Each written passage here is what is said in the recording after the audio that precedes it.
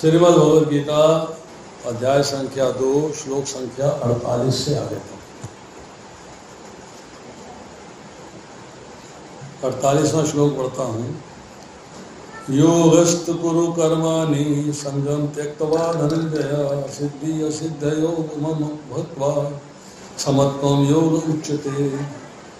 हे अर्जुन, जय अथवा पराजय की समस्त आसक्ति त्याग कर समभाव से अपना कर्म करो, ऐसी समता योग कहलाती है। योग करता है अपने आप को भगवान से जोड़ना। समता का मतलब है इक्वेनिमिटी, बिल्कुल बराबर। स्थिति अनुकूल हो तो भी वही भाव है, प्रतिकूल हो तो भी वही भाव है। मतलब अप एंड डाउन कुछ भी हो, आपका भाव चेंज नहीं हो रहा है। तो यहाँ कह रहे हैं जय मिले तब भी वही भाव होना चाहिए, और पराजय मिले तब भी वही भाव होना चाहिए। उसमें बदलाव नहीं आना चाहिए, चेंज नहीं होना चाहिए। योग का अर्थ है भगवान के साथ जुड़ जाना, अर्थात आपको भगवान के साथ जुड़ के कर्म करना। ये आपकी एक, जिसे कहते हैं, रिक्वायरमेंट है। आपको भी जीवन में कर्म करना है तो अपने आप को भगवान के साथ जोड़ने की कला आनी चाहिए, जो हम आगे पढ़ेंगे। This we will read further, पढ़ेंगे अभी कि अपने आप को भगवान के साथ कैसे जोड़ा जाता है, क्या जोड़ने की कला क्या है, कैसे आप जोड़ते हैं ना। जब प्रभुपाद जी योग के बारे में क्या लिखते हैं कि योग का अर्थ है सदैव चंचल रहने वाली इंद्रियों को वश में रखते हुए परम तत्व में मन को एकाग्र करना। आपको अपने मन को भगवान के अंदर कंसंट्रेट करना है। एकदम मन जो है भगवान के प्रति कंसंट्रेशन में आ जाए और किसी चीज में न लगे, केवल भगवान में ही लगे। ये आपकी क्वालिटी होनी चाहिए। अब इसके बाद जो है आदि है श्लोक संख्या 49।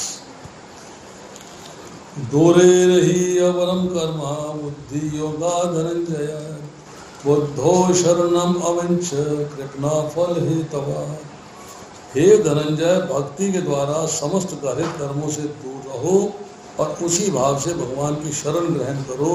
जो व्यक्ति अपने सकाम कर्मों के फल को भोगना चाहते हैं वे कृपण हैं। कृपणता का अर्थ होता है कंजूसी, और कंजूसी का अर्थ ये होता है कि आपके पास सुविधा है पर आप उसे इस्तेमाल नहीं करते। अच्छे कपड़े हैं नहीं पहनते, फटे कपड़े पहनते हैं। धन है, जहाँ असेंशियली खर्च करना चाहिए खर्च नहीं करते, कंजूसी करते हैं, तो कृपण है। तो यहाँ कह रहे हैं कि आपको मनुष्य शरीर मिला है, किस लिए? भगवान की भक्ति करने के लिए शरीर मिला है, और आपको भौतिक संसार की सारी वस्तुएं उपलब्ध हैं, उनको इस्तेमाल करना है भगवान की सेवा में, परंतु आप नहीं करते हो तो आप कृपण हो। फिर कहा जा रहा है कि भक्ति के द्वारा घृत कर्मों से दूर रहो। घृत कर्म इसका होता है जो कर्म नहीं करने चाहिए, जो कर्म निषिद्ध है, जिनको शास्त्र जो है निषिद्ध कहता है, जो कर्म नहीं करने चाहिए वो कर्म आपको छोड़ देने चाहिए, उनको अपने प्रैक्टिस में नहीं लाना चाहिए। अब कह रहे हैं कि जब आपने अपने आप को भगवान से योग कर लिया है, पिछले श्लोक में चर्चा आई, अपने आप को भगवान से जोड़ लिया है, तो जोड़ने के लिए आपके मन के अंदर शुद्धता होनी चाहिए। मन शुद्ध होना चाहिए, हार्ट प्यूरिफाइड होना चाहिए। तो उसी भाव से भगवान की शरण ग्रहण करनी है, एक गलत भाव से नहीं, गलत भाव से नहीं। मैंने मर्डर किया अब भगवान में आपकी शरण नहीं, नो। भगवान की सेवा करते हुए आपको भगवान की शरण ग्रहण करनी है। अब शरण ग्रहण का फायदा क्या है? फायदा क्या है? क्या फायदा है?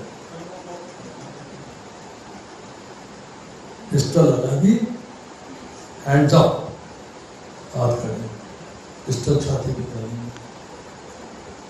अब मुझे भूख लगी है, तो खाना पिस्टल वाला लाएगा, मैं तो ला नहीं सकता, मैं तो नहीं ला सकता, क्योंकि वो उसकी शरण में हूँ, उसके प्रति मैंने सरेंडर कर दिया ना, हाथ खड़े करके मैं आपके प्रति सरेंडर्ड हूँ। तो खाना वो देगा, पानी वो देगा, मतलब मेरे को जो मेरी रिक्वायरमेंट है उसको वो पूरा करेगा। जब मैं भगवान की शरण में आ जाऊंगा तो मेरी रिक्वायरमेंट जो है भगवान पूरा करेंगे। ये बात हम 9वें अध्याय के 21वें श्लोक में पढ़ेंगे। अनन्य चिंतो युक्तो मां बेजना परिपासते, कि भगवान के शरणागत हो जाते हैं तो भगवान उसका योग और क्षेम वहन करते हैं। तो यहाँ पर चर्चा आ रही है कि अगर आप अपने कर्मों का फल भोग कर दूसरा शरीर प्राप्त करना चाहते हो तो आप कृपण हो, अर्थात कंजूस हो, क्योंकि आपको सुविधा मिली है भगवान के धाम जाने की, भगवान की भक्ति करने की। आप वो भक्ति न करके आप अपनी मर्जी से कर्म फल भोगना चाहते हो दूसरा शरीर प्राप्त करने के लिए, तो आपसे बढ़कर कंजूस और कोई नहीं हो सकता। शरीर को मिला है, उसको किस लिए यूज करना है आप समझ नहीं रहे हो। आपके पास शरीर है, आपके पास बुद्धि है, आपके पास मन है, चीजों को स्वीकार करने की शक्ति है, बुद्धि से एनालाइज करने की शक्ति है। आप उसको इस्तेमाल न करके आप जो है फिर से पुनरपि जन्मम पुनरपि मरणम के चक्र में फंसना चाहते हो। तो इसका मतलब यह है कि आप कंजूस हो, आपको अपने शरीर का इस्तेमाल करना नहीं आए। अब भगवान जो है इसके बाद श्लोक संख्या 50 है। बुद्धि युक्तो जहाति है उभे शुक्र दुष्कृते तस्मात् दोग्यायुज्य स्वयुग्य कर्मसु कौशलम। भक्ति में संलग्न मनुष्य इस जीवन में ही अच्छे तथा बुरे कार्यों से अपने को मुक्त कर लेता है। अतः योग के लिए प्रयत्न करो, क्योंकि सारे कार्य कौशल यही है। कर्मसु कौशलम, कर्मों में कुशलता। आपको पता होना चाहिए बुद्धि का प्रयोग करके कि कौन सा कर्म मुझे कर्म बंधन में बांधता है और कौन सा कर्म मुझे कर्म बंधन में नहीं बांधता। ये क्लियर होना चाहिए। दिस इज कर्मसु कौशलम, कर्मों में कुशलता है, कर्म करने में कुशलता है, कर्म का ज्ञान होता है, कर्म को समझते हैं। ये कर्म है मुझे कर्म बंधन में बांधेगा, छोड़ दिया। ये कर्म है कर्म बंधन में नहीं बांधेगा, कर दिया। तो ये जो कर्मसु कौशलम में क्या है कि जब भक्ति में मनुष्य लग जाता है, संलग्न मतलब भक्ति में लग जाता है, तो भक्ति में लगने के बाद उसको पता रहता है कि भगवान ने क्या आदेश दिया है, मुझे उस आदेश के अनुसार कर्म करना। ये हम तीसरे अध्याय में भगवान कहते हैं जो व्यक्ति मेरे आदेश का ईर्ष्या रहित होकर श्रद्धा पूर्वक पालन करता है वो कर्म के बंधन से मुक्त होकर मेरे धाम आएगा। बात समझ में आ जाती है कि भगवान के आदेश का पालन करना, क्लैरिटी हो गई। दूसरे अध्याय के 39वें श्लोक में हमने पढ़ा, जब भगवान ये कहते हैं कि मैं तुझे निष्काम भाव से कर्म करना बता रहा हूँ। मैं भगवान अपने बारे में कह रहे हैं कि मैं तुझे निष्काम भाव से कर्म करना बता रहा हूँ, उसे सुनो। और यदि तुम ऐसे ज्ञान से कर्म करोगे तो कर्म के बंधन से मुक्त हो जाओगे। कैसा ज्ञान? जो ज्ञान भगवान दे रहे हैं, जो ज्ञान भगवान दे रहे हैं। कहते हैं यदि तुम ऐसे ज्ञान से कर्म करोगे तो कर्म के बंधन से मुक्त हो जाओगे। तो कर्मसु कौशलम क्या है, कर्मों में कुशलता क्या है? 2 पॉइंट आ गए। एक, भगवान ने जो ज्ञान दिया है उसके अनुसार कार्य करना, तो आप अपने कर्मों पर कुशल हो जाओगे, यू विल बिकम एक्सपर्ट। क्यों? मैं कार्य भगवान के दिए गए ज्ञान के अनुसार कर रहा हूँ, अपनी मर्जी से नहीं करना। टीवी में देखा ऐसे करो नहीं, उसने बोला ऐसे करो नहीं, इसने बोला ऐसे करो नहीं। कैसे करना है? जिस तरीके से भगवान ने बताया। तो व्यक्ति कहता भगवान ने कैसे बताया? भगवान देर से आगे बोल रहे हैं क्या? भगवान बोलने आएंगे क्या? तो भगवान ने कहा जो व्यक्ति मेरे आदेश का श्रद्धा पूर्वक ईर्ष्या रहित होकर पालन करता है, कर्म के बंधन से मुक्त हो जाता है। तो भगवान बताने आएंगे क्या तेरे? मूर्ख, बेवकूफ, खुद सोच तू बड़ा इंटेलिजेंट है, खुद सोच मैं बड़ा इंटेलिजेंट हूं, पर कर्म कर। बट जो व्यक्ति भक्ति में लगता है वो भक्ति के लिए ज्ञान प्राप्त करता है, ज्ञान प्राप्त करता है। आपको इंजीनियर बनना है तो इंजीनियरिंग कॉलेज जाएंगे, डॉक्टर बनना है तो मेडिकल कॉलेज जाएंगे, अगर आपको एमबीए करना है तो एमबीए कॉलेज जाएंगे। आप बोलेंगे मैं मेडिकल कॉलेज आ गया हूँ, मुझे इंजीनियरिंग पढ़ा दो। बोले कैसे पढ़ा दे, हमें तो आती नहीं, हमें तो नहीं आती। अगर इंजीनियरिंग पढ़नी है तो इंजीनियरिंग कॉलेज जाओ, डॉक्टरी पढ़नी है डॉक्टरी कॉलेज जाओ। तो अगर आपको भक्ति करनी है, भक्ति के बारे में पढ़ना है, तो किसके पास जाओगे? जो भक्ति का एक्सपर्ट होगा, जिसको भक्ति का ज्ञान होगा। और भक्ति का ज्ञान किसे होगा? जो परंपरा से प्रामाणिक गुरु हैं, जो भगवान की भक्ति करते हैं, उनके पास जाना पड़ेगा। मतलब you have to go to a spiritual master in discipline succession. प्रामाणिक गुरु के पास जाके उससे ज्ञान प्राप्त करना पड़ेगा कि महाराज मुझे ज्ञान दीजिए कि मुझे भक्ति कैसे करनी चाहिए। यू हैव टू आस्क कैसे? विनम्र होते, विनयशील होते, आदर से, मान से, सत्कार से और प्रेम से उनसे प्रश्न करना चाहिए कि मेरे को बताइए, मैं भगवान की भक्ति करना चाहता हूँ, मैं अपने जो कर्म कर रहा है उसमें कुशलता प्राप्त करना चाहता हूँ, तो मैं कैसे कर सकता हूँ? जब हम चौथा अध्याय पढ़ते हैं उसमें कर्मों की कुशलता की बात आती है। आपके कर्म क्या हैं, क्या काम करते हैं आप बताइए। प्रभु जी मैं तो भगवान की भक्ति करता हूँ, केवल भगवान के लिए कार्य करता हूँ। अपने लिए कुछ करते हो? नहीं प्रभु, मैं भगवान के लिए ही कार्य करता हूँ।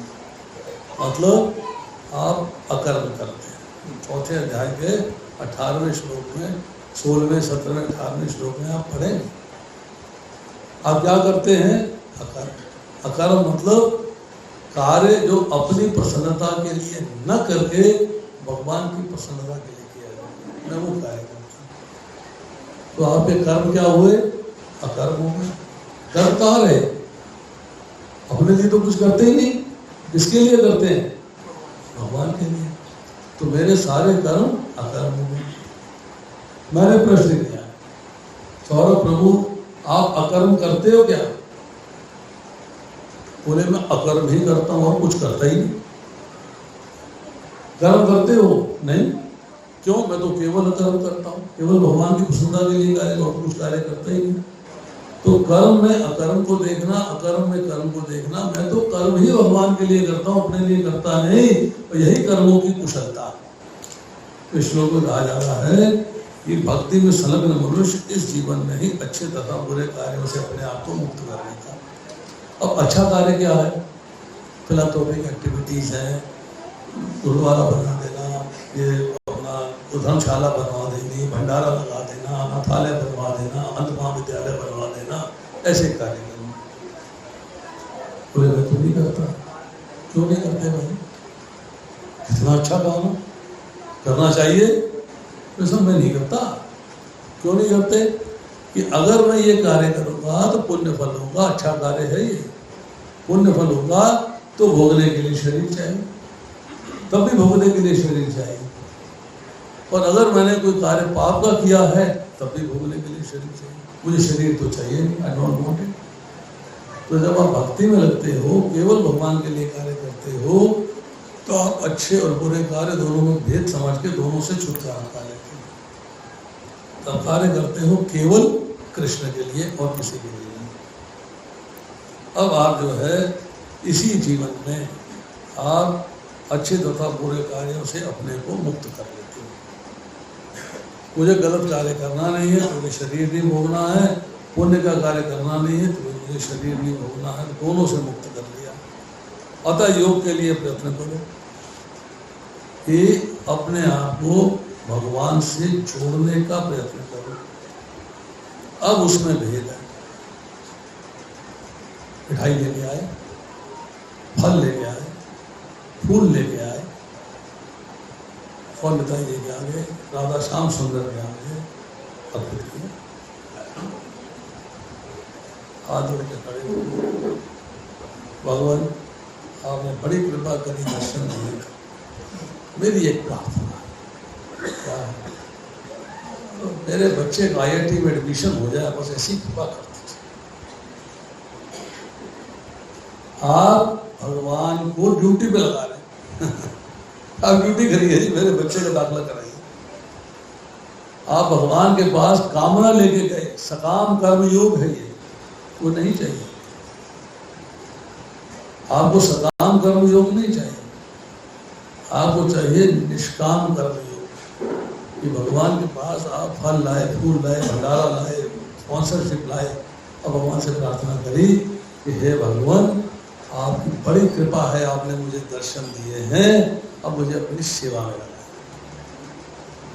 भगवान से सेवा मांगी जा रही है, मुझे अपनी सेवा में लगाए।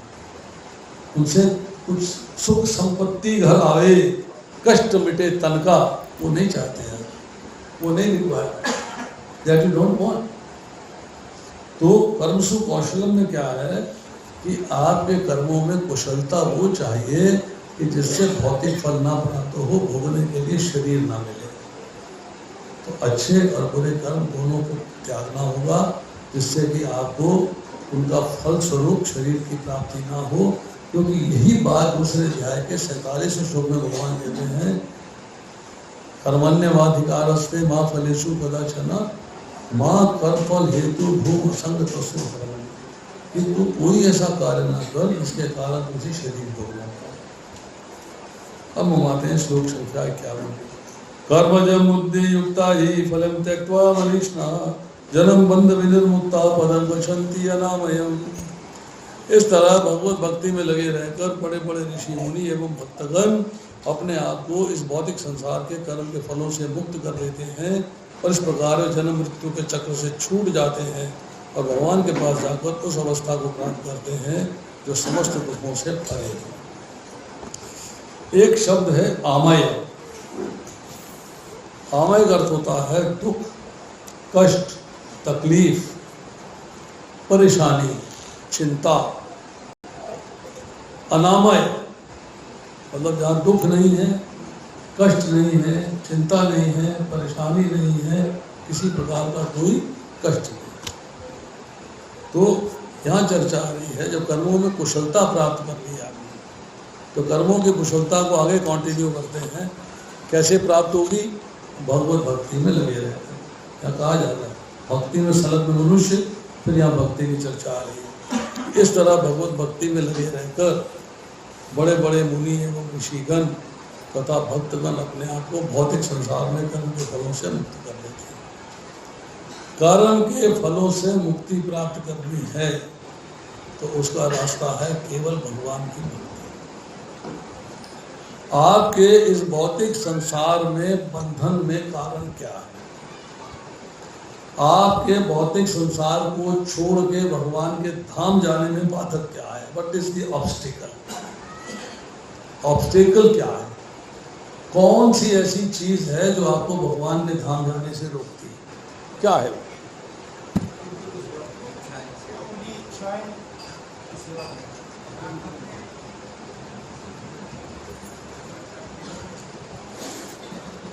केवल एक चीज आपको भगवान के धाम जाने से रोकती है।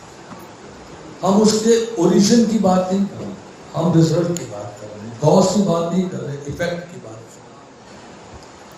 केवल एक चीज आपको वापस भगवान के धाम जाने से रोकती है, वो है कर्मफल।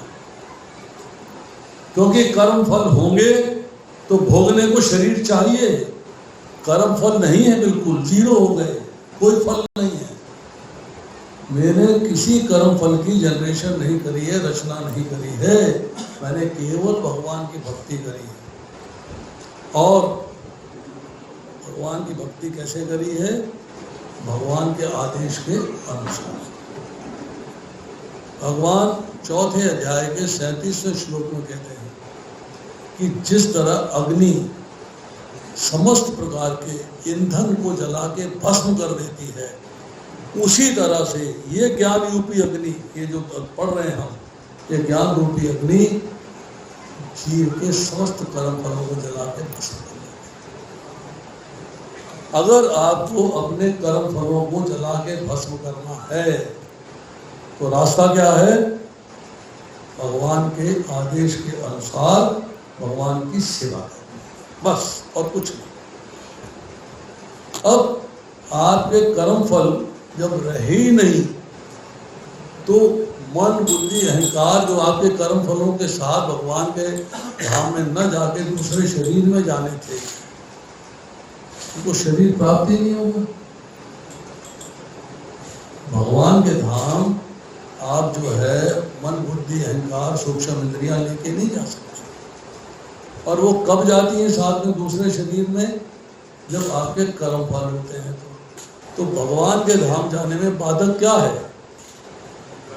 सिर्फ एक चीज, वो है आपके कर्मों के फल। अब यहाँ कहते हैं कि उसने अपने कर्मों के फल से मुक्त कर लिया है। कैसे मुक्त किया है? भगवत भक्ति में लगे रहते। क्योंकि जब आप भगवत भक्ति में लग जाते हो तो आपके कर्म फल समाप्त होना शुरू हो जाते हैं और नए कर्म फल जनरेट होते नहीं, क्योंकि आप कार्य केवल भगवान के लिए करते हैं। नए कर्म फल पैदा नहीं होते। हाँ, अगर आप भगवान की भक्ति करते हुए विचलित हो जाते हो और अपने आनंद के लिए कुछ कार्य कर बैठते हो तो कर्म फल जनरेट हो गया, फिर भोगने को शरीर चाहिए, फिर फंस गए।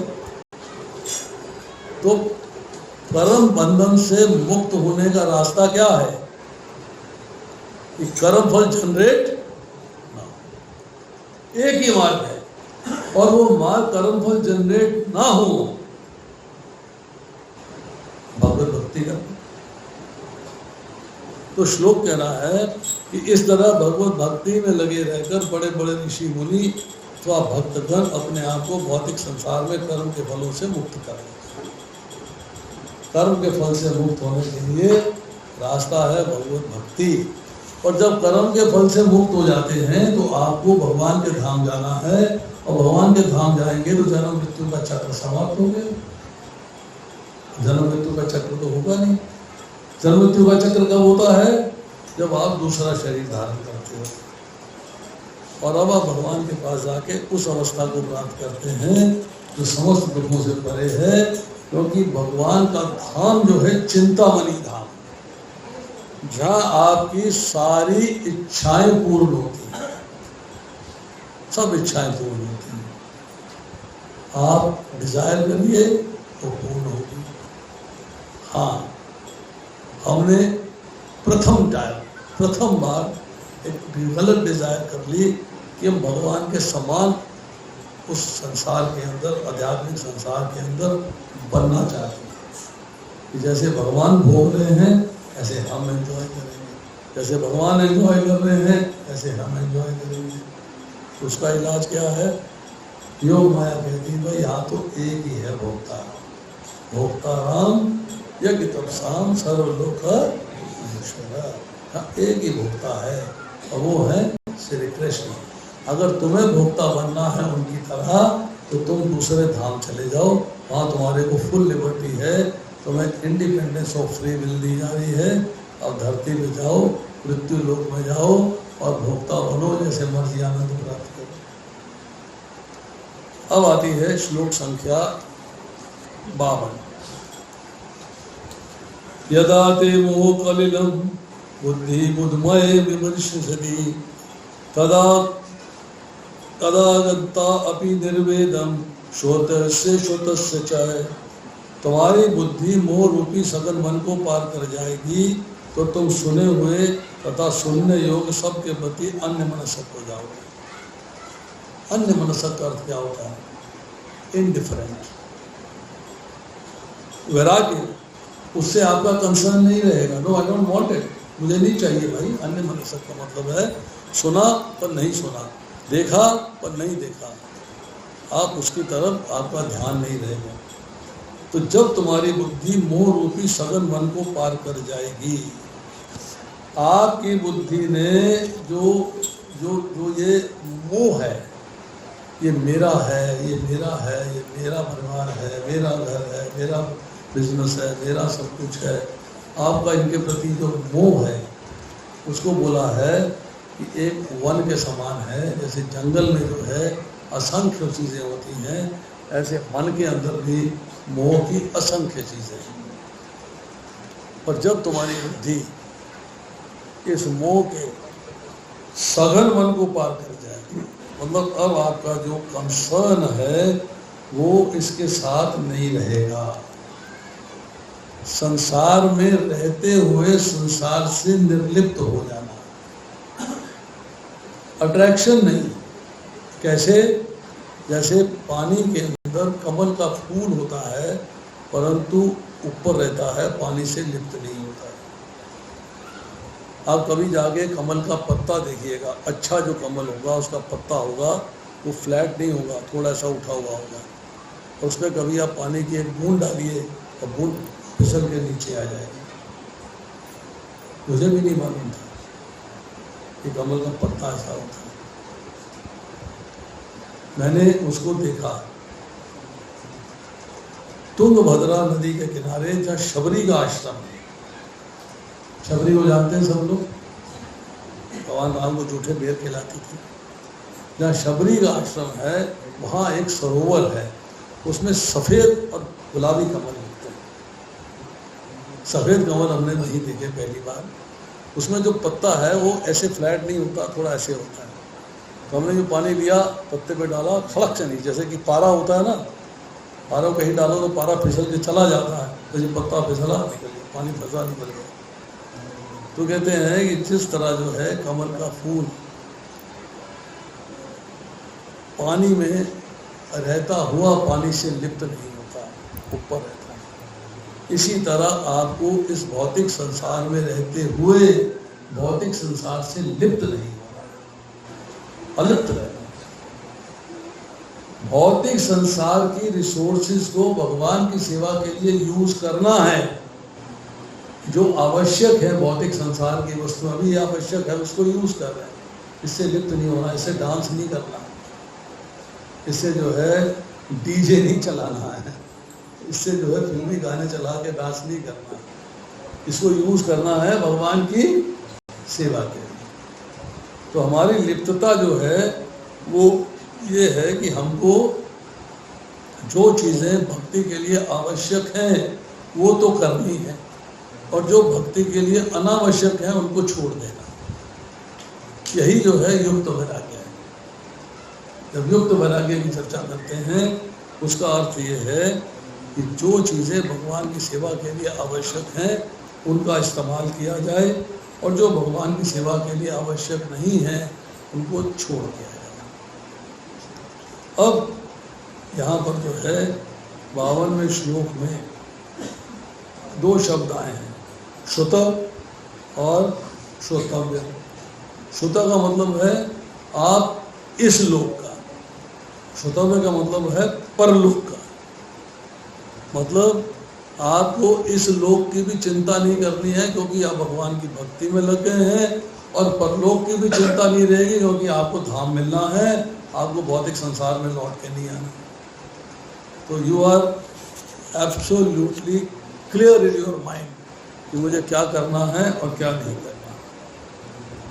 अब आप जो है भगवान से नित्य योग करते हैं। नित्य योग मतलब हर समय भगवान से जुड़े रहते हैं। अगर आप कर्मों के द्वारा जुड़ते हैं कि निष्काम कर्म करते हैं तो कर्मयोग हो गया। अगर आप जो है विवेक और विचार, सोच विचार के, ज्ञान प्राप्त करके, एनालाइज करके भगवान से जुड़ते हैं तो ज्ञान योग हो गया। अगर भगवान की प्रेममय सेवा से जुड़ते हैं तो भक्ति योग हो गया। और अगर जो है प्राणायाम करके, जो छठा अध्याय हमारा अष्टांग योग का, उसके थ्रू अपने आप को भगवान से जोड़ते हैं तो हठ योग हो गया, और अगर आप 8 अंगों से जोड़ते हैं तो अष्टांग योग हो गया। बेस्ट क्या है और सबसे इजी क्या है? भक्ति योग। अब आपसे एक प्रश्न करता हूं, आपने पंडित जी को बुलाया, पंडित जी आना मेरे घर में यज्ञ कर देना। अभी तीसरा अध्याय के 9वें अध्याय, तीसरे अध्याय में 9वें श्लोक में पढ़ेगा, मेरे घर में यज्ञ कर देना, भगवान के लिए मुझे यज्ञ करा। पंडित जी आ गए, सामग्री लिखो जी, 1 2 3 4 5 6 7 8 10 20 चीजें लिखा दी। 1 किलो देसी घी ले आना, संगला ले आना, सामग्री ले आना, जो चाहिए, तिल चाहिए, ये चाहिए, वो चाहिए, 10 चीजें गिना दी। फल ले आना, खिलाई ले आना, मिठाई ले आना। आपने प्रभु जी को घर बुला लिया, वो सामने बैठे, प्रभु जी मुझे यज्ञ करना है, आप बताइए कैसे करूं? कहाँ है तुम्हारे परिवार वाले? यही है, बुलाओ। सब आ गए, बोलो हरे कृष्णा कृष्णा कृष्णा हरे हरे, हरे राम राम राम हरे हरे। जब यज्ञ हो गया, ना खर्चा, धेला एक नहीं लगा, और फल अनंत। खर्चा हुआ कुछ? हमने अभी हाथ खड़े करके भगवान को उनके नामों से पुकारा है, जब किया खर्चा हुआ क्या? अब आप बताइए, वो जो यज्ञ करेंगे वो अच्छा है कि जो ये करेंगे ये अच्छा? कौन सा यज्ञ अच्छा? सोचिए जरा एक बार। यही कह रहे हैं कि जब तुम्हारी बुद्धि मोह रूपी सघन मन को पार कर जाएगी तो तुम सुनने योग्य और सुने हुए सबसे अन्य मनसक हो जाओगे, इनडिफरेंट हो जाओगे, अब उसकी चिंता नहीं करोगे। अब इसको जो है बोलते हैं अगले अध्याय के 53वें श्लोक में, श्रुति विप्रति पन्ना यथा स्थायस्ति निश्चला समाधो अचला बुद्धि तदा योगम अवपाश्यसि। जब तुम्हारा मन वेदों की अलंकारमयी भाषा से विचलित ना हो और आत्म साक्षात्कार की समाधि में स्थिर हो जाए, तब तुम्हें दिव्य चेतना प्राप्त हो जाएगी। Your consciousness will become transcendental. आपको दिव्य चेतना अर्थात आप स्थिर बुद्धि हो जाओगे। कब? जब तुम्हारा मन वेदों की अलंकारमयी भाषा, जिसकी चर्चा 42वें 43वें 44वें श्लोक में करी गई। वेदों के 3 अंग हैं। अगर हम लेके चलते हैं कि वेदों में 1 लाख श्लोक हैं, तो उसमें 80,000 श्लोक हैं कर्मकांड के, जो आपको बताते हैं कि आपको किन देवताओं की भक्ति करनी चाहिए, कैसे करनी चाहिए, जिससे आपको भौतिक सुख भोग की वस्तुएं उपलब्ध हों। 16,000 श्लोक हैं उपासना कांड के, कि भगवान की भक्ति कैसे करनी चाहिए, और 4,000 श्लोक हैं ज्ञान कांड के, कि आप ज्ञान प्राप्त करते हो कि मुझे भक्ति में क्या क्या चीज़ें इस्तेमाल होती हैं। अब उसमें जो व्यक्ति है, वेद पढ़ ले भाई, वेद लेके आओ, फटाफट वेद लेके आओ। पहले 10 पन्ने पढ़े, 20 पन्ने पढ़े, 30 पन्ने पढ़े, 50 पन्ने पढ़े, अरे मत गया, इसकी भक्ति करो ये मिलेगा, इसकी भक्ति करो वो मिलेगा, इसको करो ये मिलेगा, आगे भूल गए। ना तो वो ज्ञान कांड में पहुंचा, ना उपासना कांड में पहुंचा। तो उसका जो है वेदों में जो अलंकारमयी भाषा है उससे अट्रैक्शन हुआ और कार्य करना शुरू कर दिया। पर यहाँ क्या कह रहे हैं कि जब वेदों की अलंकारमयी भाषा से आप विचलित ना हो, उस भाषा में जाइए जो कि ज्ञान कांड है और उपासना कांड है। भगवान कौन है, भगवान की भक्ति कैसे करनी चाहिए, उनसे हमारा संबंध क्या है, उसकी चर्चा करें। उससे क्या होगा, वो आप आत्म साक्षात्कार के ज्ञान में स्थित हो गए, समाधि में स्थित हो गए। अब आत्म साक्षात्कार क्या है? आत्म साक्षात्कार क्या है? अपना इंटरव्यू ले रहे हैं, अपना इंटरव्यू। साक्षात्कार का मतलब होता है इंटरव्यू। आत्म मीन्स सेल्फ। मैं कौन हूं? शरीर हूं या आत्मा? मैं शरीर। तो शरीर किस चीज का बना हुआ है? भौतिक प्रकृति का। तो तो भौतिक प्रकृति कौन है? भौतिक प्रकृति कौन है? मुझे उसका ज्ञान होना चाहिए। अच्छा, मैं आत्मा हूँ, क्योंकि शरीर के अंदर आत्मा होती है। तो आत्मा कहाँ से आई है? आत्मा किसका अंश है? कहाँ से आई आत्मा? ये आत्मा जो है भगवान के धाम से आई है। अच्छा, भगवान के धाम से आई है। भगवान कौन है? क्या नाम है उनका? मेरा उनसे संबंध हो गया कि वो मेरे पिता के समान है, पिता है मेरे, क्योंकि मैं उनका अंश हूँ। क्यों आई है यहाँ? इसलिए आई है भाई, तुमने इच्छा प्रकट करी यहाँ आने के लिए, तो यहाँ भेज दिया। मैं वहाँ वापस जा सकता हूँ? हाँ, जा सकते हो। कैसे जा सकता हूँ? कैसे जा सकता हूँ? भक्ति योग के द्वारा। भक्ति क्या है? भक्ति से फायदा क्या होगा? कि भक्ति से तुम्हारे कर्म फल समाप्त हो जाएंगे। तो कर्म क्या होता है? फल क्या होता है? मैं यहाँ क्यों हूँ? बंधन। बंधन क्या है? कर्म फल का बंधन है तो कैसे होता है? छुटकारा है तो कैसे होता है? आप एक एक करके प्रश्न उदय होता रहता है, और उस प्रश्न को आप जो है ज्ञान प्राप्त करते हो, प्रश्न का उत्तर प्राप्त करते हो, आत्म साक्षात्कार। अब उसकी समाधि में स्थिर हो जाए तब तुम्हें दिव्य चेतना प्राप्त हो जाए। दिव्य चेतना क्या है? Transcendental consciousness. और ट्रांसेंडेंटल कॉन्शियसनेस का मतलब है आपकी बुद्धि फिक्स हो गई, इंटेलिजेंस फिक्स हो गया, राइट एंड रॉन्ग में डिफरेंशिएट कर पा रहे हो। गलत क्या है, सही क्या है, सार क्या है, निसार क्या है, कर्तव्य क्या है, कर्तव्य क्या है, कर्मी क्या है, कर्मी क्या है, ये आपको डिसीजन करने में आसानी हो गई। आप समझ पाए कि मैं क्या करने जा रहा था, वो ठीक था या गलत था, और मुझे क्या करना चाहिए, वो ठीक है या गलत है। जब आपके मन आत्म साक्षात्कार की समाधि में स्थिर हो जाए तब तुम्हें दिव्य चेतना प्राप्त हो जाए। Then you will get transcendental consciousness। अब इसके बाद जो है नया प्रकरण आरंभ होता है, जिसे कहते हैं स्थिर बुद्धि वाले के लक्षण। अभी तक हमने बात करी बुद्धि योग की, अब बात आएगी स्थिर बुद्धि वाले के लक्षण। अर्जुन उवाच स्थित प्रज्ञस्य का भाषा स्वादिष्टस्य केशव सिद्धि किम प्रभाषेत किमासेत व्रजेत किम। ये 54 से लेके 71 तक के श्लोक का एक प्रकरण है।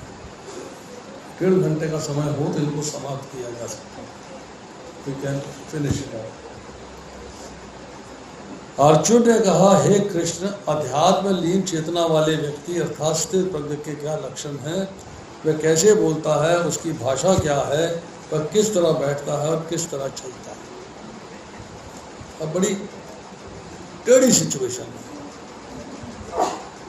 वह कैसे बोलता है? जैसे हम बोल रहे हैं ऐसी तो बोलता। स्पेशल आवाज आ गई उसके अंदर, स्पेशल गले की स्पेशल तरीके से बोलता है। उसकी भाषा क्या है? जैसे हमारी भाषा है हिंदी है तो हिंदी, इंग्लिश है तो इंग्लिश, पंजाबी है तो पंजाबी, उर्दू है तो उर्दू। जैसे हमारी भाषा है वैसे उसकी भाषा है। तो किस तरह बैठता है और किस तरह चलता है? जैसे हम बैठे हैं ऐसे बैठता है, और जैसे हम चलते हैं वह ऐसे चलता है। नहीं, यहाँ ये बात नहीं हो रही है। यहाँ क्या बात हो रही है? यहाँ 4 चीजों की चर्चा हो रही है कि जो व्यक्ति आत्मा के आत्म साक्षात्कार में लीन है, जिसने आत्मा को रियलाइज कर लिया है, जो स्थित प्रज्ञ हो गया है, उसकी भाषा क्या है? भाषा का मतलब है कि उसकी इंटेलिजेंस फिक्स हो गई है, स्थित प्रज्ञ है। उसके क्या लक्षण है? उसको किस वाणी से कहा जाता है? कैसे आप एक्सप्लेन करोगे कि इनकी बुद्धि स्थिर हो गई? कैसे एक्सप्लेन करोगे इनकी बुद्धि स्थिर हो गई? कैसे बताओगे? उसकी बुद्धि स्थिर हो गई। उसके बाद किम प्रभाषित, इसकी चर्चा आती है दूसरे अध्याय के 56 और 57वें श्लोक में कि जब एजिटेटिंग सर्कमस्टांसेस होती हैं, मतलब परिस्थितियां विपरीत होती हैं, प्रतिकूल होती हैं, फेवरेबल नहीं होती हैं, तब उसके मन के भाव कैसे प्रकट होते हैं, तब वो कैसे अपने मन के भावों को प्रकट करता है, अर्थात कैसे बोलता है, तब उसके बोलने में बिहेवियर क्या है, उसके वर्ड्स क्या है, उसके एक्शंस क्या हैं, जिसको आप दूसरे व्यक्ति से डिफरेंशिएट कर सकते हो। प्रतिकूल परिस्थिति इन पे भी आई, मुझ पे भी आई, इन पे भी आई। एक व्यक्ति कृष्ण भावना भावित है, कृष्ण के भाव में है, भक्ति में लगा हुआ है, उसका व्यवहार अलग होगा। एक व्यक्ति जो कृष्ण के प्रति समर्पित नहीं है, कृष्ण भावना भावित नहीं है, उसके बोलने का स्टाइल, उसके जवाब देने का स्टाइल अलग होगा, क्योंकि वो एजिटेट होके वो उसके हालात बदल जाते हैं और उसके भाव बदल जाते हैं।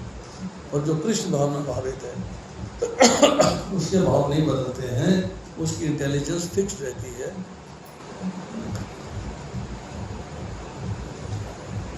मतलब उसके वचन, उसके मन के भाव कैसे प्रकट होते हैं, ये जानना चाहते हैं। कि मासिक कैसे बैठता है,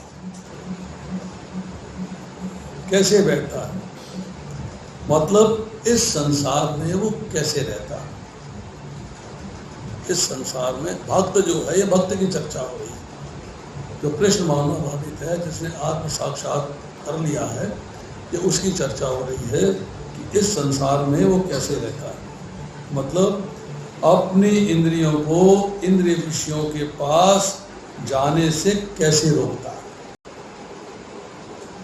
तो चर्चा है कि 62 श्लोक में ध्याय तो विशाल पुरुषा संगतेश्वर पे जाए थे कि इंद्र विषय जो हैं वो इंद्रियों को आकर्षित कर देते हैं। तो फिर इंद्रियां जब उन पे आकर्षित हो जाती हैं, तो जब मन को उसका इफेक्ट जाता है, तो मन जो है उस पर आसक्त हो जाता है। जब मन आसक्त हो जाता है तो इच्छा होती है, इच्छा है तो उसकी पूर्ति के लिए कर्म होता है। अगर वो कर्म जो है वो विकर्म है, अर्थात इच्छा की पूर्ति के लिए गलत कर्म किया गया है, इच्छा इतनी स्ट्रांग हो गई है कि आप उसको छोड़ नहीं पाते हैं, तो आपका मेमोरी लॉस हो जाता है, स्मृति विभ्रम हो जाता है। तो स्मृति विभ्रम होता है तो बुद्धि नाश, बुद्धि का लॉस हो जाता है, और बुद्धि हट जाती है, बुद्धि लूज हो जाती है, तो आप जो है पुनः भवकूप में गिर जाते हो, पुनः जन्मम पुनः भवन के चक्र में घूमते रहते हैं। तो यहाँ है कि अपनी इंद्रियों को इंद्र विषयों की ओर जाने से कैसे रोकता है। उसके बाद है व्रजेत किम। व्रजेत किम का अर्थ ये है कैसे चलता है, इसका मतलब व्यवहार कैसा है। चलता वैसे ही जैसे आप चल रहे, ऐसे मैं चल रहा हूँ, ऐसे चल रहे नहीं, उसका व्यवहार कैसा है, उसका आचरण कैसा है। उसका आचरण कैसा है कि अपनी इंद्रियों को किस तरीके से वो भक्ति में लगाता है, अपनी इंद्रियों को किस तरीके से इंद्र विषयों से आकर्षित होने से रोकता है, और जो विषय आते हैं उनको किस तरह रिसीव करता है, किस तरह से कार्य करता है। तो इसके अंदर जो है अब भगवान आगे उत्तर देंगे। पहला प्रश्न था लीन चेतना वाले व्यक्ति के लक्षण क्या हैं, दूसरा था वह कैसे बोलता है, तीसरा है वह कैसे बैठता है और चलता है, उसकी भाषा क्या है। 4 प्रश्न किए हैं। तो इनके उत्तर जो हैं मिलते हैं।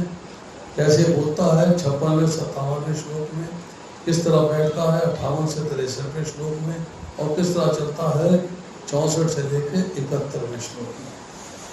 और इसके बाद जो है आती है भगवान उवाच, अगला प्रकरण आरंभ होता है, जिसके अंदर हम अगर करेंगे तो अगली बार 10-12 श्लोक करेंगे।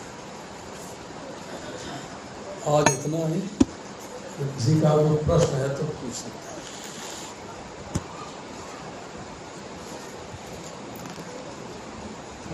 डेली रूटीन में काम करते हैं, यहाँ आ जाओ, माइक लो। क्या हम उसको भी निष्काम कर्म योग में कन्वर्ट कर सकते हैं? दोबारा बोलिए। हम जो डेली रूटीन के काम करते हैं, ऑफिस जाते हैं, बिजनेस करते हैं, क्या हम उसको भी निष्काम कर्म योग में कन्वर्ट कर सकते हैं? निष्काम कर्म योग का अर्थ क्या है और सकाम कर्म योग का अर्थ क्या है? आपको कर्म के फल को प्राप्त नहीं करना है तो आप कैसे नहीं करोगे? सोचिए जरा, एक मिनट थोड़ा ध्यान दीजिए। How will you do it? आपने जो भी कर्म होंगे सारे समाप्त आप एक सप्ताह में एक बार मंदिर आते हैं, ठीक है? मैं आपको रोज मंदिर में आने को कहता हूँ, डेली, हर क्षण हर पल भगवान की सेवा आपसे हो रही है। कैसे करोगे? एक घर को मंदिर बनाओ, भगवान की छवि, फोटो, ये भगवान की फोटो लगी हुई है, मंदिर ही तो है ये। अगर आप जो है एक्सपर्ट हो गए हो, ज़्यादा एडवांस हो गए हो, तो आप छोटी सी खर्च भी करे रखें, नहीं तो भगवान की छवि रखें। राधा श्याम सुंदर की छवि लगी हुई है, कृष्ण बलराम की छवि लगी, सेवा हो रही है ना, सेवा हो रही है, इसीलिए मंदिर है ये। अगर सेवा ना हो तो अलमारी में लगी फोटो है, फिर कौन सा मंदिर है भाई? सेवा तो हो नहीं रही।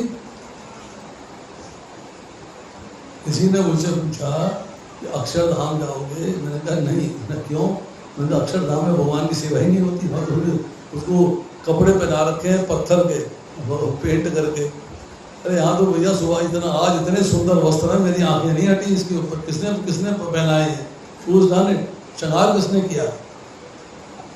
किसने श्रृंगार किया? आज सामने आओ प्रभु जी, आनंद आ गया। मैं आपको बता रहा हूँ कि मैं अभी खड़ा था तो मेरी आंखें नहीं हट रही थी कि इतना सुंदर गौरताई का श्रृंगार किया हुआ है कि आप मैं इमेजिन नहीं कर सकता था, इतना सुंदर श्रृंगार किया हुआ। तो आप अपने घर के अंदर जो है एक फोटो रखिए। फोटो रखने के बाद आप उसके ऊपर सवेरे 10 मिनट 15 मिनट लगा के उसकी सेवा करिए, भगवान की सेवा करिए, पोंछिए उसको साफ कपड़े से, उसके बाद तिलक लगाइए, फूल अर्पण करिए, माला अर्पण करिए, आरती करिए, सब कार्य जैसे भगवान के लिए किए जाते हैं वो करिएगा। 15-20 मिनट लगेंगे। उसके बाद भगवान को भोग लगाइए।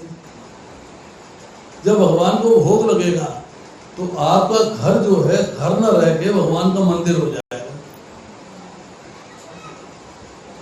मंदिर हो जाएगा। अब आप गए अपने बिजनेस में, ऑफिस में काम करने के लिए, भाई आज मुझे धन अर्जित करना है, किसके लिए? भगवान के लिए।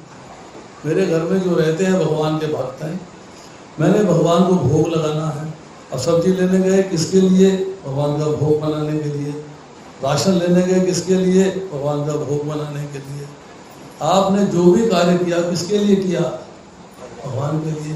परंतु भगवान की सेवा करते हुए आपने भगवान से अपने लिए कुछ नहीं मांगा,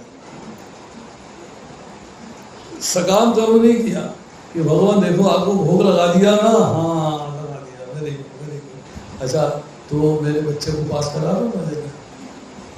नहीं, भगवान मैं आपकी सेवा कर रहा हूँ, मुझे इस सेवा से ज्यादा सेवा करने का अवसर दीजिए और ज्यादा सेवा करने का अवसर दीजिए। मैं आपकी प्रसन्नता के लिए कार्य कर सकूं आपके आदेश के अनुसार, जैसा कि मुझे वैष्णव आचार्य बताएंगे, मेरे शिक्षा गुरु बताएंगे, मेरे दीक्षा गुरु बताएंगे, उसके अनुसार जो है मैं भगवान की सेवा कर सकूं।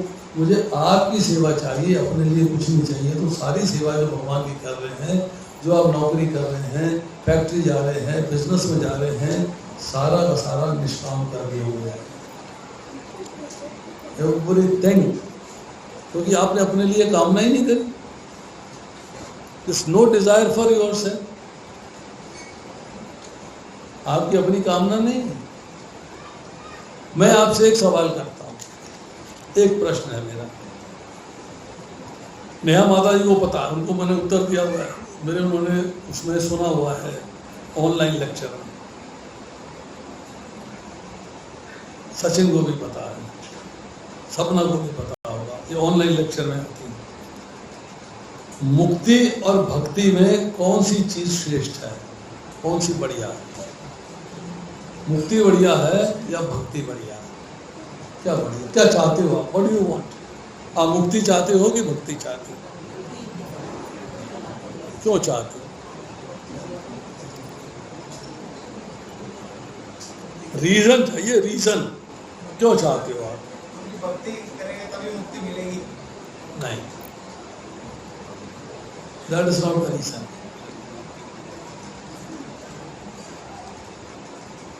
मुक्ति और भक्ति में अंतर क्या है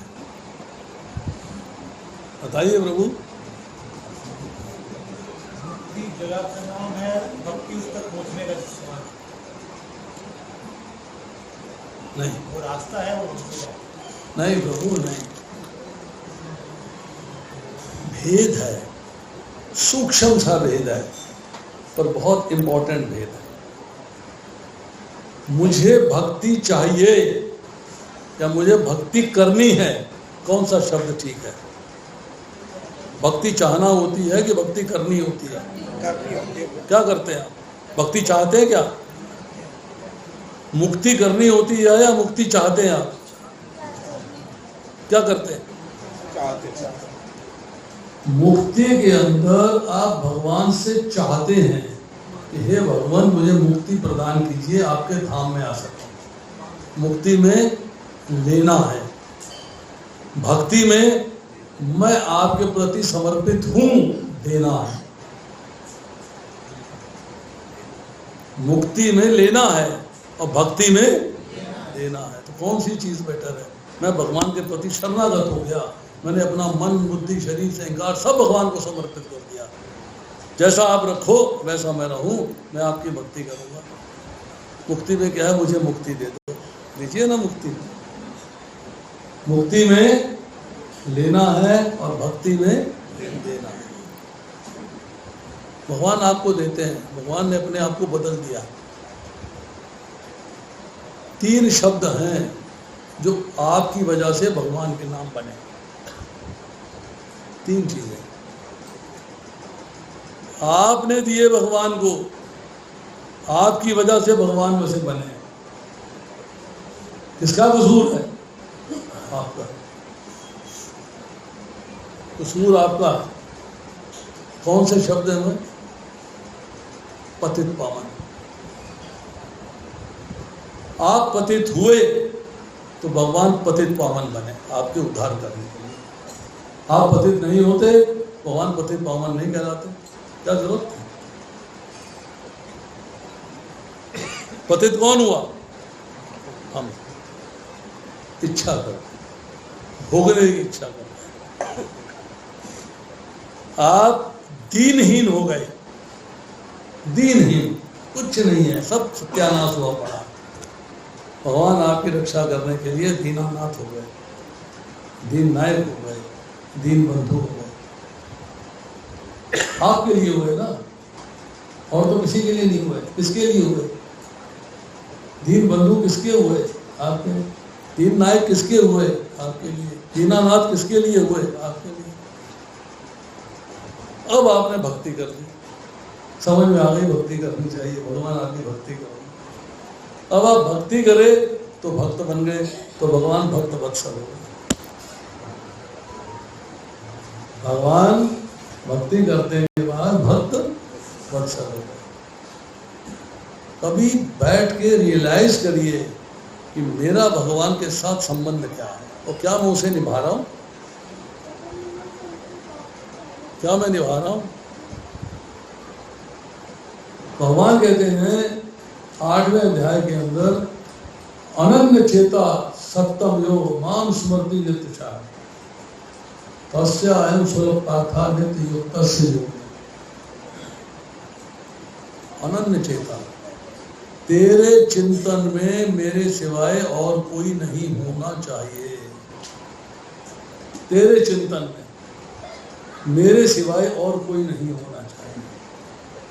अनन्य चेता, सततम योग, सततम मीन्स निरंतर, लगातार, एक क्षण के लिए भी मेरा विस्मरण तेरे लिए असहनीय हो जाए, सह ना पाए तुझसे। अनन्य चेता सततम योग, माम स्मृति नित्यशः, मेरा नित्य स्मरण करो। नित्यशः मतलब हर क्षण, हर पल, हर मोमेंट मेरा स्मरण करो। माम मित्र, मैं जो श्याम सुंदर कृष्ण तेरे सामने रथ पे विराजमान। भगवान ने कहा अनन्य चेता, 9वें अध्याय में कहते हैं अनन्य चिंतो यंतो मान, 18वें अध्याय में 9वें अध्याय में कहते हैं मन मना, 8वें अध्याय में कहते हैं तस्मात् सर्वेषु कालेषु, हर क्षण, हर पल, हर काल में मेरा चिंतन करना चाहिए। अब भगवान का चिंतन करते हो, हर क्षण कर रहे हो, हर पल कर रहे हो। अनन्य मीन्स मेरे सिवाय किसी का नहीं। अन्य कौन है? अन्य कौन है? संसार की प्रत्येक वस्तु अन्य है। आपका शरीर भी अन्य है, शरीर का भी चिंतन नहीं करो। मेरा शरीर सुंदर दिखाई दे, 2-2 घंटे ब्यूटी पार्लर में बैठे हुए हैं, 2-2 घंटे नाई के पास बैठे हुए, नहीं, उसका भी चिंतन करोगे तो भगवान का चिंतन नहीं होगा। भगवान का चिंतन करना है, अनन्य भाव से भगवान का चिंतन करना। भगवान क्या कहते हैं? तस्यायम सुलभ पार्थ, हे पार्थ मैं उसके लिए सुलभ हूँ, नित्य युक्त योगिना, जो हर क्षण हर पल नित्य मुझसे जुड़ा है। योगिना शब्द कई बार आया, नित्य युक्त योगिना, वो भक्ति योग के द्वारा नित्य हर क्षण हर पल मुझसे जुड़ा हुआ है, उसके लिए मैं सुलभ हूँ। सुलभ का मतलब होता है इजीली अवेलेबल। तुमने पुकारा और हम चले आए। आप पुकारो, उत्तरा ने पुकारा, भगवान आए, गजेंद्र ने पुकारा, भगवान आए, द्रौपदी ने पुकारा, भगवान आए। तुम पुकारो, मैं आऊंगा, बट कंडीशंस अप्लाई। अनन्य चेतन, तेरे चिंतन में मेरे सिवाय और कोई होना नहीं चाहिए।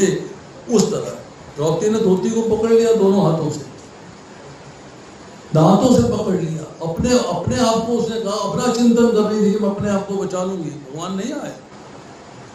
द्रौपदी ने कहा आप बड़े निर्दयी हो, मेरा वस्त्र हरण होना था, आप आए नहीं, लेट आया। भगवान कहते आया तो सही, तेजी से आए। अरे तो मेरा चिंतन कहाँ कर रही थी?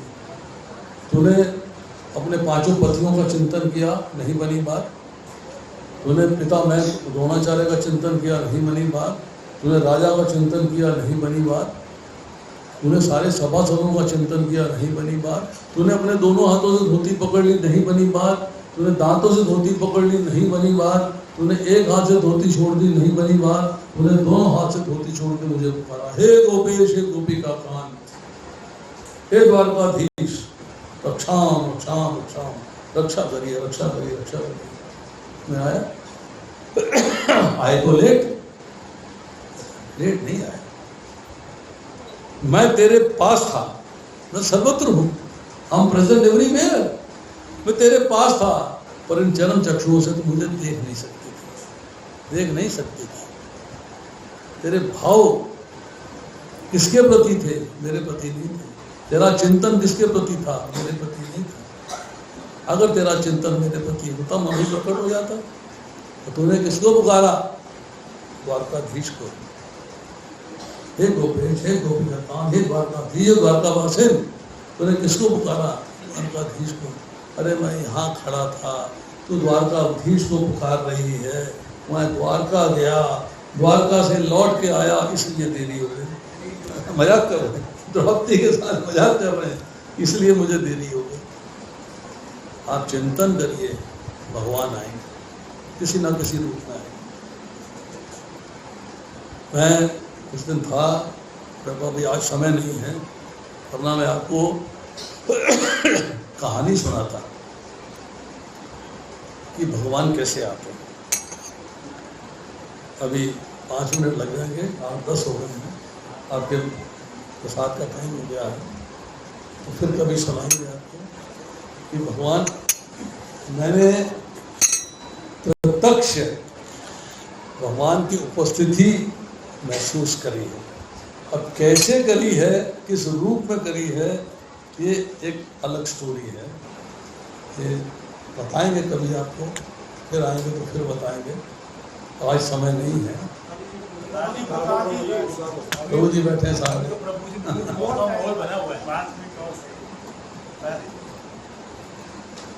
बता दें प्रभु जी, बोल दें। सन 2003 मैं अपने पुत्र के एडमिशन के लिए बहुत सारे कॉलेजेस में गया था साउथ इंडिया में। तो मैं बेंगलोर में गया तो मेरे को दिल्ली से एक कांटेक्ट मिला मिस्टर शेट्टी का,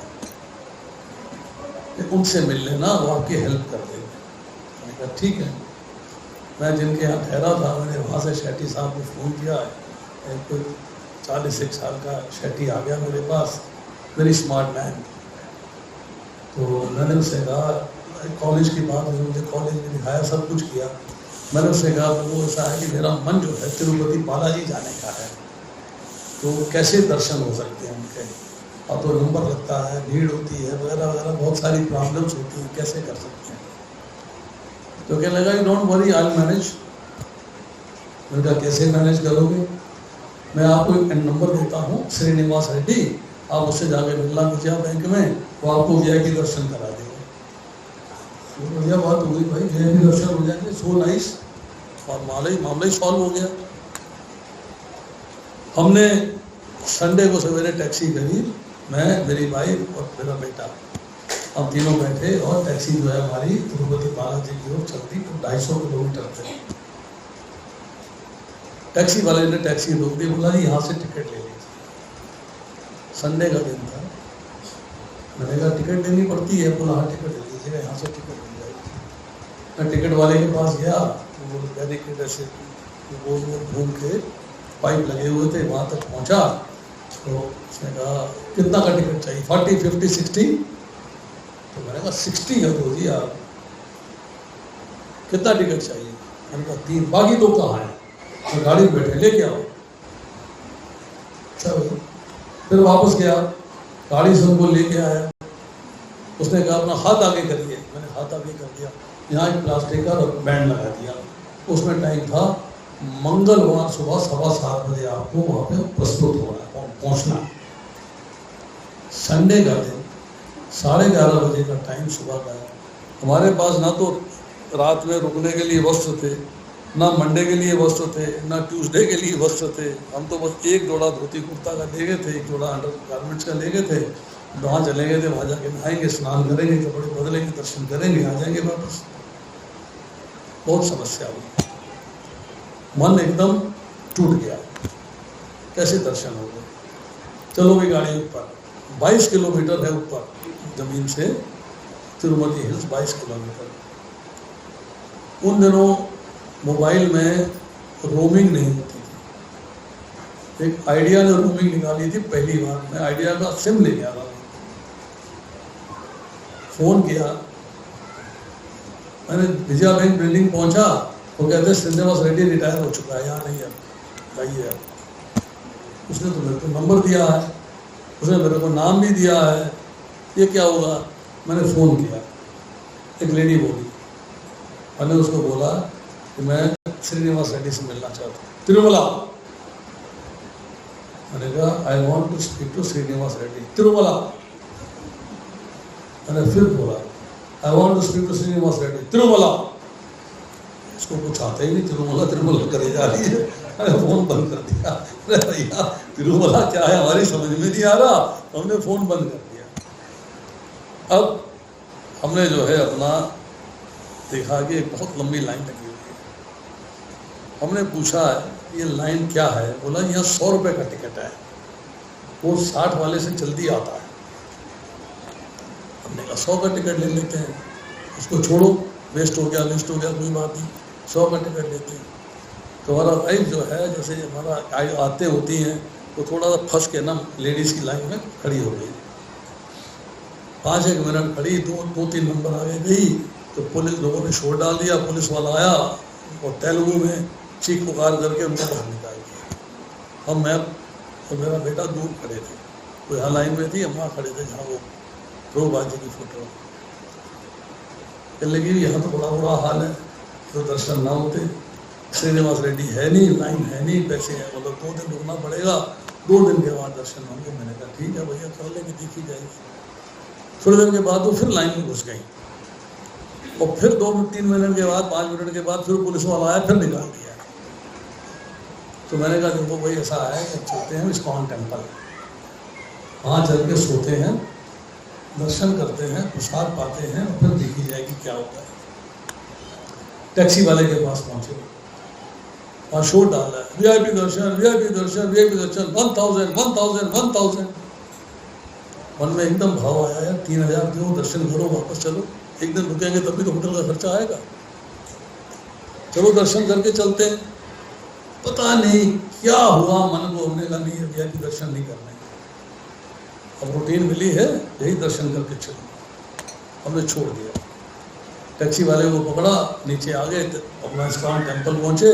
हमने कहा प्रभु जी कमरा चाहिए, ऐसा कमरे तो है नहीं, पेंटिंग चल रही है, रेनोवेशन हो रहा है, अभी जीबीसी की मीटिंग है, कमरा तो है नहीं हमारे पास। भैया हम तो दिल्ली से आए हैं, कहाँ में आगे कुछ पता नहीं है, कहाँ रहेंगे कहाँ नहीं रहेंगे, आप बताइए।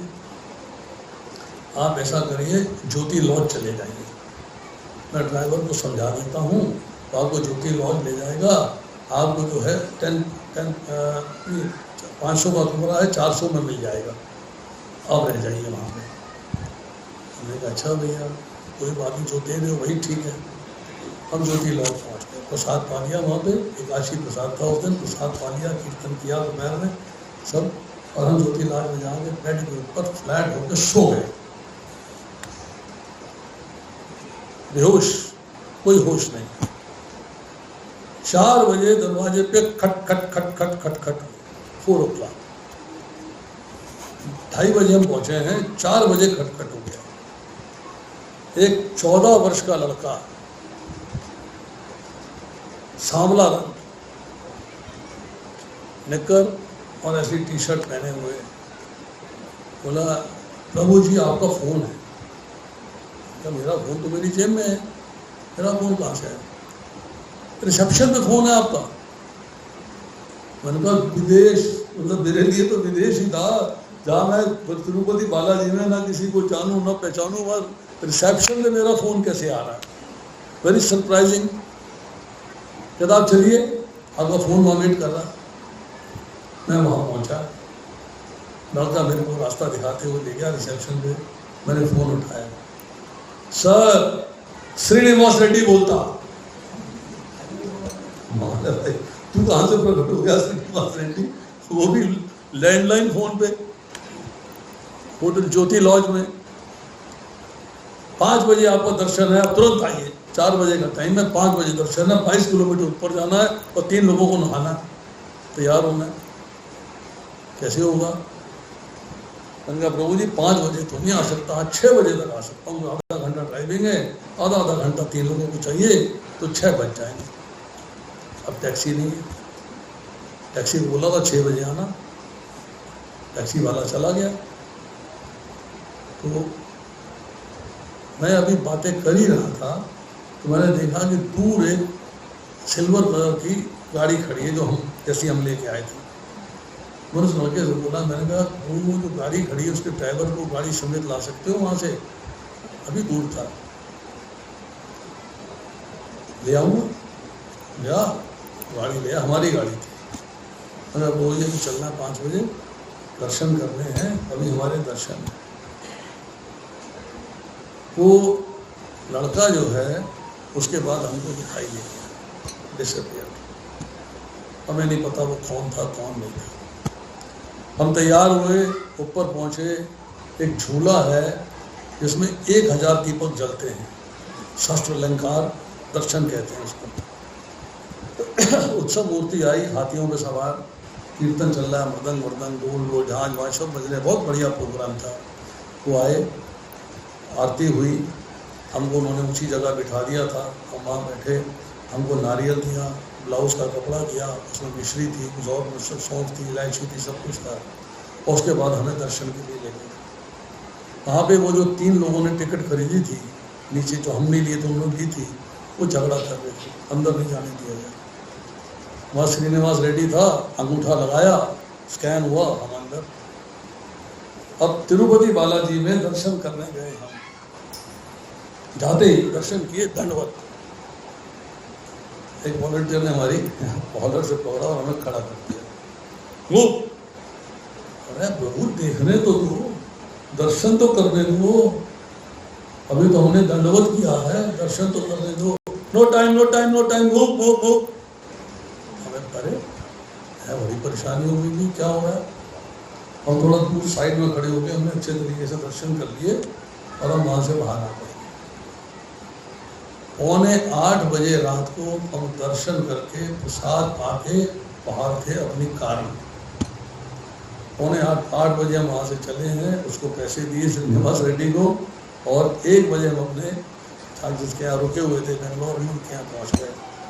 अब ये मुझे बताओ कि जो हमको बुलाने के लिए आया वो कौन था, किसने हमें बुलाया।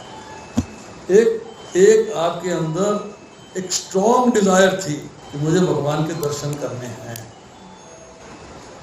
कुछ मांगना नहीं है, एक डिजायर है भगवान के दर्शन करने।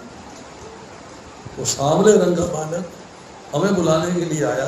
तो श्रीनिवास रेड्डी से पूछा, मैंने कहा तुमने भैया हमें फ़ोन कैसे किया।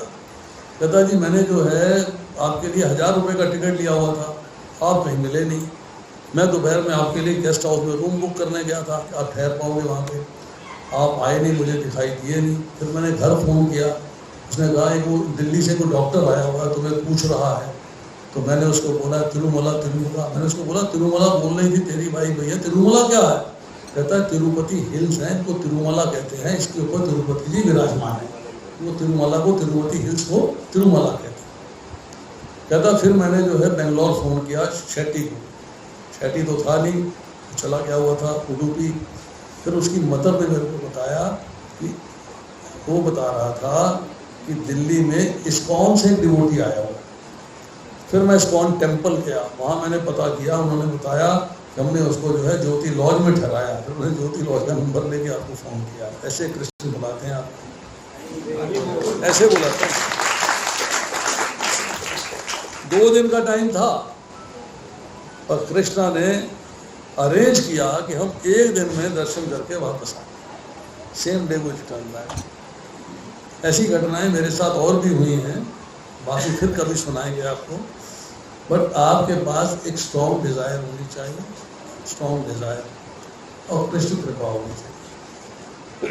अगर 2 चीज़ें हैं तो आपको